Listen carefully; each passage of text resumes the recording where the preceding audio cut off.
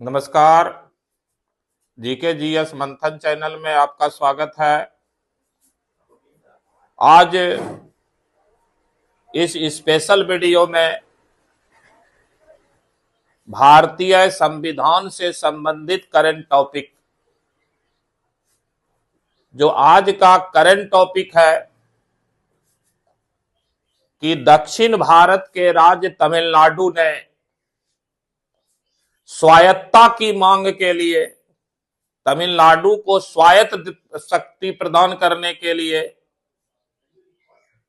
विधानसभा में एक प्रस्ताव प्रस्तुत किया है। तमिलनाडु के मुख्यमंत्री एम.के. स्टालिन ने तमिलनाडु राज्य को अधिक स्वायत्तता देने के लिए एक प्रस्ताव तमिलनाडु विधानसभा में प्रस्तुत किया, जो काफी चर्चा में है। अभी कुछ दिन पहले सर्वोच्च न्यायालय ने तमिलनाडु राज्य सरकार के पक्ष में 10 विधेयक को राज्यपाल द्वारा अनुमति नहीं दिए जाने पर तमिलनाडु की स्टालिन सरकार को बड़ी राहत देते हुए 10 विधेयक को पारित करने का आदेश दिया और पारित माना गया। राज्यपाल की बिना अनुमति के ही विधेयक अधिनियम बना।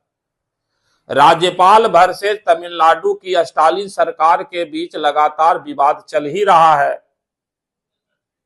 कि तमिलनाडु ने केंद्र से अधिक स्वायत्तता की मांग कर डाली और विधानसभा में एक प्रस्ताव प्रस्तुत कर दिया। स्टालिन का कहना है कि केंद्र सरकार राज्यों की स्वायत्तता को छीन रही है। केंद्र सरकार मौलिक अधिकार का हनन कर रही है। केंद्र सरकार नई शिक्षा नीति के द्वारा जो त्रिभाषीय भाषा नीति लाई गई है, उसके द्वारा हिंदी को तमिलनाडु राज्यों पर, दक्षिण भारत के राज्यों पर थोपा जा रहा है। तमिलनाडु सरकार की मांग थी कि 12 के मार्क्स के आधार पर ही नीट में मेडिकल कॉलेज में एडमिशन दिया जाए। नीट परीक्षा के स्थान पर डायरेक्ट नंबर के आधार पर मेडिकल कॉलेज में एडमिशन दिया जाए, जिसको केंद्र सरकार ने नकार दिया। साथ में श्रीलंका के शरणार्थी के सवाल पर भी तमिलनाडु केंद्र को हमेशा घेरे में रखे हुए है। भाषा के मुद्दा पर तमिलनाडु हमेशा केंद्र के विरोध में खड़ा है। तो तमिलनाडु की सरकार का कहना है कि केंद्र सरकार राज्यों की स्वायत्तता का हनन कर रही है। भारत अनेक भाषा वाला, अनेक जाति वाला, अनेक धर्म वाला, अनेक मानव प्रजाति वाला, अनेक संस्कृति को मानने वाले, अनेक रीति रिवाज को मानने वाला देश है।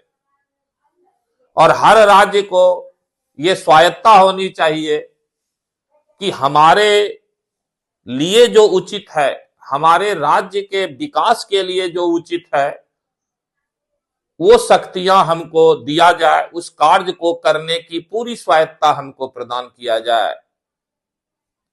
ये प्रस्ताव पेश किए और इन्होंने केंद्र सरकार पर गंभीर आरोप लगाया। लेकिन क्या भारत का संविधान राज्यों को इतनी स्वायत्तता देने के पक्ष में है? क्या भारतीय संविधान ये अनुमति देती है राज्य को? तो संविधान की 7वीं अनुसूची में केंद्र और राज्य के बीच शक्तियों का बंटवारा किया गया है 3 सूची बना करके। संघ सूची, जिसको केंद्र सूची भी बोलते हैं, यूनियन लिस्ट या सेंटर लिस्ट।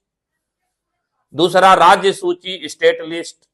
और तीसरा संवर्ती सूची, कंकरेंट लिस्ट। तो विवाद खड़ा होता है कंकरेंट लिस्ट पर, संवर्ती सूची पर, क्योंकि संवर्ती सूची पर केंद्र सरकार और राज्य सरकार दोनों को कानून बनाने का अधिकार है, कार्य करने का अधिकार है।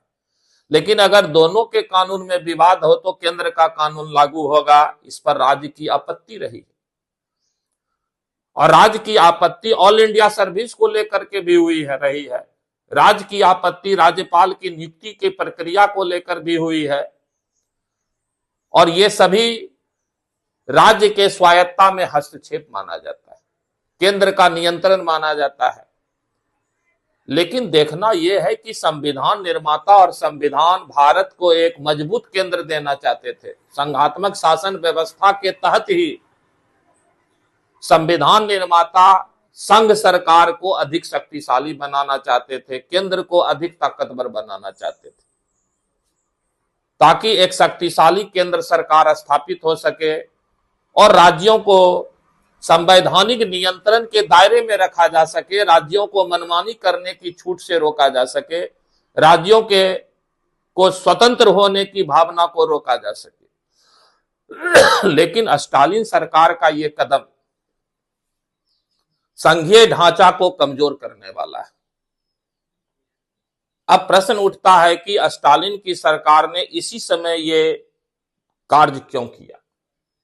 तो 2026 में तमिलनाडु विधानसभा का चुनाव होना और तमिलनाडु के विधानसभा चुनाव जो 26 में होंगे उसमें बीजेपी और तमिलनाडु की एक क्षेत्रीय पार्टी AIADMK गठबंधन कर लिया है 7 चुनाव लड़ने का और स्टालिन की सरकार DMK की।